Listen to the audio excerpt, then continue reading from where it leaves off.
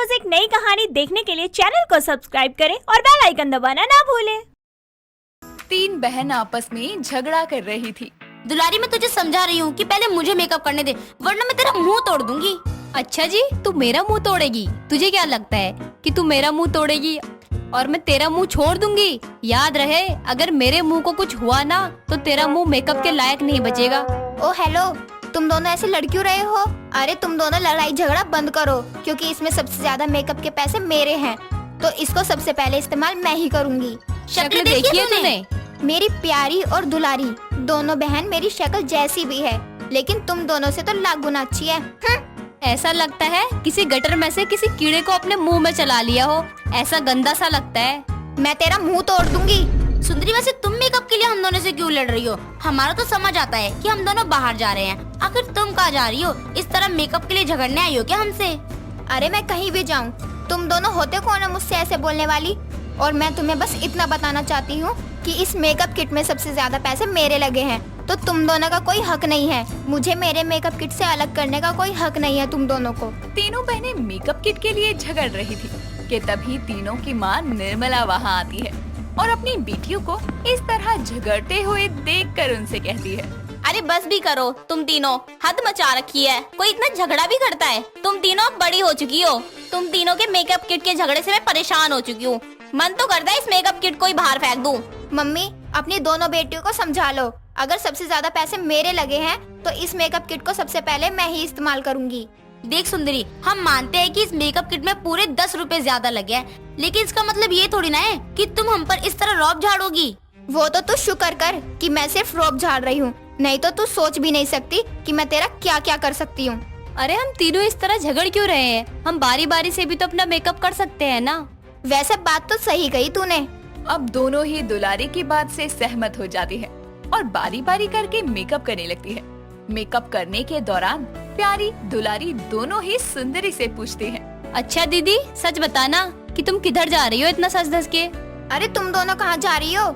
मेरी छोड़ो। सुंदरी जी, हम दोनों अपने अपने पार्टनर से मिलने जा रहे हैं। अब आप बताओ, आप कहाँ जा रही हो? वो दरअसल मैं अपने दोस्त से मिलने जा रही हूँ। ओहो, क्या सच में वो दोस्त है या दोस्त के नाम पर कोई और? सुंदरी कुछ नहीं बोलती और निकल जाती है। थोड़े ही समय बाद दुलारी और प्यारी भी अपने अपने पार्टनर से मिलने के लिए जाती हैं। कुछ ही देर बाद दुलारी और प्यारी अपने पार्टनर के साथ मिलने लगती है कि तभी वहाँ सुंदरी किसी लड़के के साथ आती है, जिसके बाद अपनी दोनों बहनों को देखकर सुंदरी थोड़ी शॉक हो जाती है और उसे देख प्यारी कहती है, तो दीदी ये आपका दोस्त है? अब आप हमें सच बताएंगे या हम खुद जीजू से पूछ ले? हाँ हाँ, ये मेरे पार्टनर विशाल हैं। और वैसे भी तुम दोनों इतना बोलो मत, और तुम दोनों जो अपने चुंगू मुंगू से मिलने आई हो ना, इतनी सुंदर बनकर भूलो मत, जो तुम्हारे मुंह पर मेकअप है ना, उसमें मैंने पूरे 10 रुपए ज्यादा मिलाए हैं। और वैसे भी सिर्फ 10 रुपए ही एक्स्ट्रा दिए हैं। हाँ, तो अगर मिला भी लिए हैं तो कौन सा बड़ा काम कर दिया है? दिए तो है ना। अच्छा, तो तुम भूल गई जब तुम्हें लिपस्टिक लेनी थी तो मैंने 20 रुपए मिलाए थे। हाँ, और मैंने भी पूरे 5 रुपए मिलाए थे। अच्छा जी, ये बात है।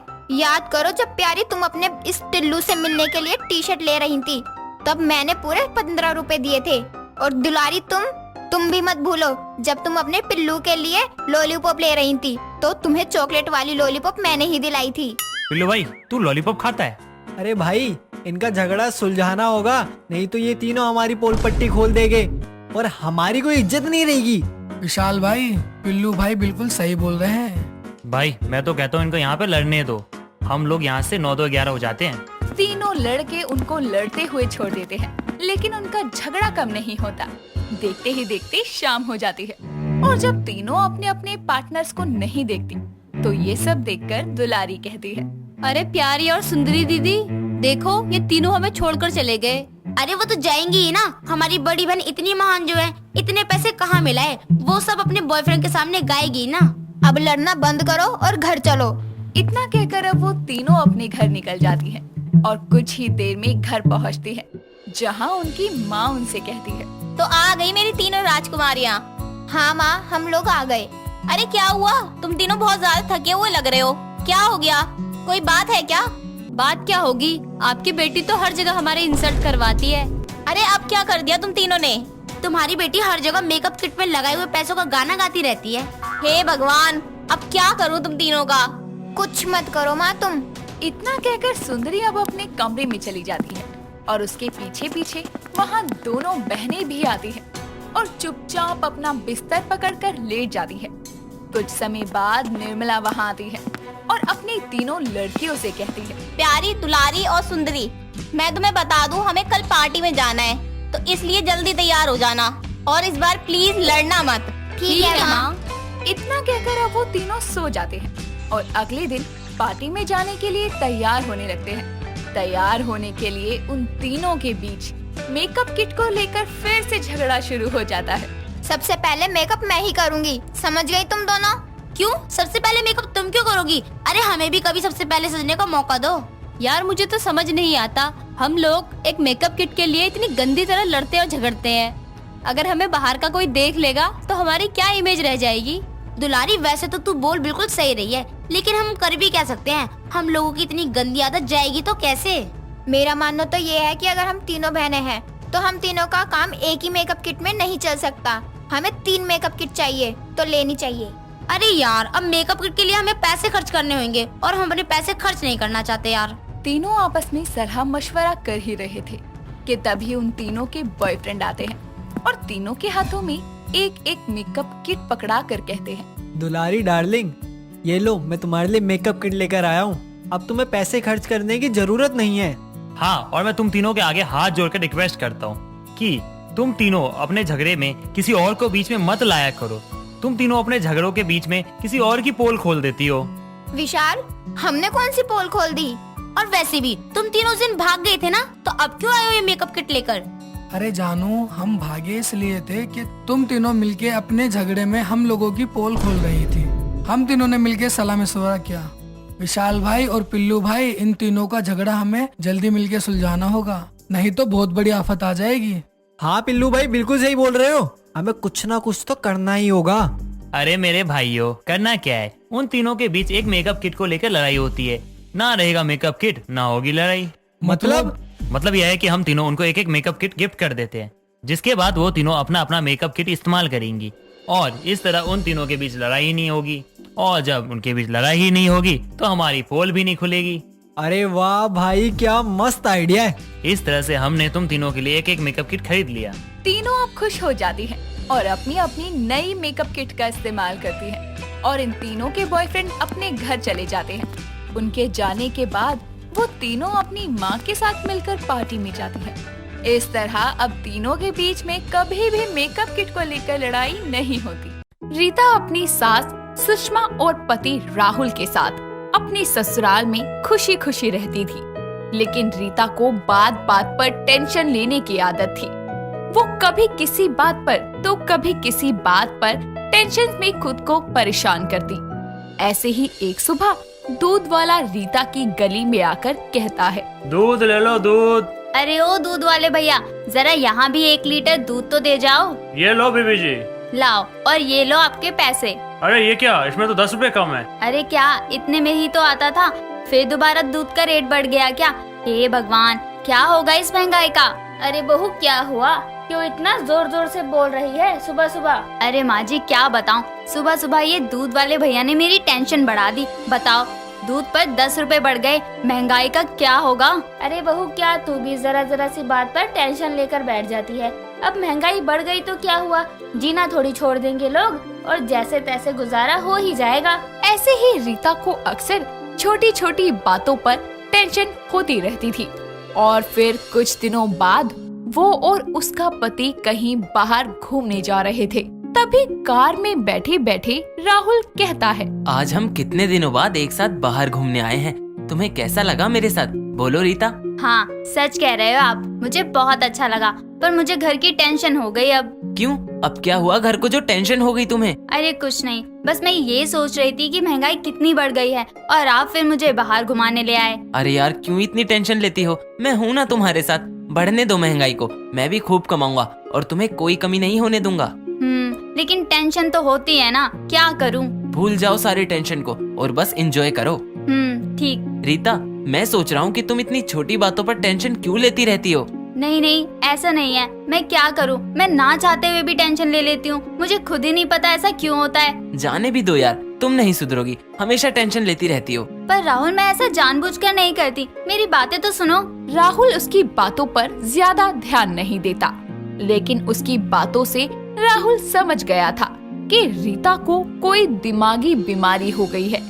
इसीलिए वो उसे घुमाने के बाद वहीं के एक डॉक्टर के पास ले आया, जहां वो उसका चेकअप करवाने के बाद उसे बाहर बैठाकर खुद अकेले में डॉक्टर से बात करता है। डॉक्टर साहब, मेरी पत्नी को टेंशन बहुत ज्यादा होने लगी है, वो भी छोटी छोटी बातों पर। मैंने चेक किया उनको, वो सोचती बहुत ज्यादा है और ज्यादातर अकेली ही समय गुजारती होंगी। जी हाँ डॉक्टर, अकेली ही होती होगी। माँ और ये घर पर सारा दिन एक साथ होते हैं और माँ बूढ़ी है तो क्या बातें होती होंगी इनकी। आप इनको अकेला मत रहने दो और जितना हो सके खुशहाल वातावरण में रखो। क्या इन सब से ये ठीक हो जाएगी? हाँ जी, बिल्कुल अच्छी हो जाएंगी। फिर हम कल ही कहीं दूर घूमने जाएंगे कुछ दिनों के लिए। जरूर जाना चाहिए आपको। वैसे मैं कुछ दवा भी दे देता हूँ, जब कभी इनको उलझन हो तभी देना, नहीं तो मत देना। जी डॉक्टर, जैसा आप कहें हम वैसा ही करेंगे। इस तरह से राहुल अपनी पत्नी को खुश और चिंता मुक्त रखना चाहता था, ताकि घर के और सदस्य भी खुश रह सके। इसीलिए घर आकर राहुल अपने घर में इस बारे में बात करने के लिए अपनी माँ को बुलाकर कहता है, माँ यहाँ आओ, मुझे आपसे बात करनी है। आती हूँ बेटा। अब बोल बेटा, आ गई मैं, और बहू तो यही है तेरे साथ। तो मुझे आप दोनों को बताना था कि डॉक्टर ने बोला है रीता को कहीं बाहर लेकर जाना चाहिए, जिससे रीता को थोड़ा अच्छा लगेगा। अच्छा, तो तू इसको डॉक्टर के पास लेकर गया था। ये तो बहुत अच्छा किया तूने बेटा, और शायद इससे बहू की टेंशन कुछ कम हो जाए। हाँ माँ, इसीलिए ही तो ये प्लान बनाया मैंने। क्यों रीता, चलोगी ना तुम मेरे साथ घूमने? हाँ हाँ, जरूर चलूंगी, पर इससे तो खर्चा बहुत होगा ना। और फिर मैं चली जाऊंगी तो माँ जी भी अकेली हो जाएगी, उनका ख्याल कौन रखेगा? अरे यार, फिर से टेंशन ले रही हो तुम। माँ खुद का ख्याल रख लेंगी। क्यों माँ, बताओ जरा इसे। अरे हाँ हाँ बहू, तुम टेंशन मत लो और आराम से जाओ, मैं अपना ख्याल खुद रख लूंगी। पर माँ जी, मैं कैसे आपको अकेला छोड़ दूँ? अरे अब बहाने मत करो और कोई टेंशन मत लो, बस चलने की तैयारी करो, ठीक है? ठीक है, मैं कर लेती हूँ सब तैयारियाँ। इस तरह से रीता और राहुल कई सारी जगहों पर घूमने गए और काफी समय एक दूसरे के साथ बिताया, जिस कारण कुछ ही दिनों में रीता की हालत में सुधार हो गया। और इस तरह राहुल रीता को खुश देखकर कहता है, रीता, मुझे लगता है कि अब हमें घर चलना चाहिए, क्योंकि शायद अब मन तुम्हारा काफी ठीक हो गया है। हाँ, आप सही कह रहे हो, अब मुझे कोई टेंशन नहीं हो रही। ठीक है, चलो चलते हैं। दोनों घर वापस आ जाते हैं, जहाँ आकर राहुल अपनी माँ को आवाज लगाते हुए कहता है, माँ माँ, हम आ गए। माँ, कहाँ हो आप? अरे आ गए तुम दोनों, कैसे हो? और बहू, अब तुम्हारी तबीयत कैसी है? हाँ माँ, आ गए हम, और हम दोनों अच्छे हैं, और रीता की बीमारी में काफी सुधार हो गया है। और आप बताओ माँ, कैसी हो? प्रणाम माँ जी, अब मैं ठीक हूँ। आप बताइए कैसी हैं? हमारे जाने के बाद आपको कोई तकलीफ तो नहीं हुई ना? अरे नहीं बहू, सब ठीक था, और अब तो तुम आ ही गई हो, अब तुम लोग आराम करो। ठीक है माँ, चलो रीता। ऐसे ही दिन बीतते गए और एक शाम खाना खाते समय अचानक रीता को उल्टी होने लगी, जिसके बाद राहुल उसे अस्पताल ले गया, जहां उसी डॉक्टर ने रीता का चेकअप करके उसे बताया, रीता, तुम बिल्कुल ठीक हो, कुछ नहीं हुआ तुम्हें। पर फिर मुझे उल्टी क्यों हुई डॉक्टर साहब, जब मैं ठीक हूँ तो? हाँ डॉक्टर, कहिए। रीता माँ बनने वाली है, तो इस समय ऐसा होता ही है। आपको इनका खास ख्याल रखना होगा। रीता, तुम्हें भी अपना ख्याल रखना होगा। जी डॉक्टर, अब हम और भी अच्छे से ख्याल रखेंगे रीता का। और हाँ रीता, तुम मेरी बात सुनो, इस समय तुम्हें किसी भी तरीके की कोई टेंशन नहीं लेनी, क्योंकि इससे तुम्हारे बच्चे पर इसका असर होगा। आगे तो आप समझदारी हो। जी डॉक्टर साहब, मैं इस बात का खास ख्याल रखूंगी, क्योंकि ये मेरे बच्चे का सवाल है। हाँ जी डॉक्टर, हम सब घर वाले मिलकर रीता और उसके बच्चे दोनों का खास ख्याल रखेंगे। मैंने दवा लिख दी है, आप इसे लेते रहना और समय समय पर अपना चेकअप करवाते रहना। जी डॉक्टर, शुक्रिया। इस तरह से रीता की माँ बनने की खबर सुनकर सब खुश हो गए। कुछ समय बाद रीता और राहुल के यहाँ एक बच्चे का जन्म हुआ, जिसका नाम उन्होंने कृतिका रख दिया। कृतिका अब स्कूल जाने लग गई। एक दिन वह स्कूल से घर आने में लेट हो गई। तभी रीता अपनी सास से कहती है, माँ जी, कृतिका अभी तक नहीं आई, मुझे तो टेंशन हो रही है। अरे बहू, आ जाएगी अभी थोड़ी देर में, बच्ची ही तो है ना, खेलने लगी होगी कहीं रास्ते में। तुम बेकार ही टेंशन ले रही हो। ठीक है माँ जी। उसी पल कृतिका घर आ जाती है और उसे देखकर उसकी दादी कहती है, लो आ भी गई, तुम बेकार ही टेंशन ले रही थी, जाओ अब उसका ध्यान रखो। जी माँ जी, आप सही कह रही हैं। जाने मुझे क्या हो गया फिर से। अरे कोई बात नहीं बहू, मैं इस बारे में बात करूंगी राहुल से। जी माँ जी। राहुल बेटा कैसे हो तुम? बहुत दिन हो गए तुमसे बात किए हुए, ठीक तो हो ना? हाँ माँ, मैं तो ठीक हूँ, पर आपको क्या हुआ? आप कुछ अजीब सी बातें कर रही हो। मुझे रीता के बारे में बात करनी है तुमसे। हाँ माँ, कहो क्या बात है। देखो बेटा, मुझे लगता है कि रीता की बीमारी उसे दोबारा न हो जाए, क्योंकि वे पहले जैसे फिर से टेंशन लेने लगी है। कहीं उसे दोबारा कुछ ना हो जाए। ठीक है माँ, हम दोनों उससे ही बात कर लेते हैं। रीता, क्या कर रही हो तुम? यहाँ आओ जरा। अभी आई, रोटी बना रही थी। बोलो क्या हुआ? कुछ नहीं, मुझे बस तुमसे कुछ पूछना था। हाँ जरूर, पूछिए क्या हुआ। देखो, बुरा मत मानना, लेकिन तुम्हें कोई तकलीफ तो नहीं ना जैसे पहले हुई थी? ऐसी कोई बात नहीं है, मैं तो बस कृतिका के बारे में पूछ रही थी। लेकिन आप चिंता मत कीजिए, मैं आपसे टेंशन नहीं लूंगी। अगर कोई टेंशन आए भी तो उसका सामना खुद ही कर लूंगी। ये तो बहुत अच्छी बात हो गई, लेकिन तुम्हारे मन में ये बात कहाँ से आई? बस ऐसे ही सोच रही थी कि मेरी वजह से आप दोनों को कितना कुछ झेलना पड़ा, लेकिन अब आगे से ऐसा कुछ नहीं होने दूंगी। मैं अपनी तरफ से हमेशा खुश रहने की कोशिश करूंगी। इस तरह से टेंशन वाली बहू की कहानी से हमें ये पता लगता है कि घर में अगर एक इंसान बीमार होता है तो उसके पूरे परिवार को मुसीबत का सामना करना पड़ता है।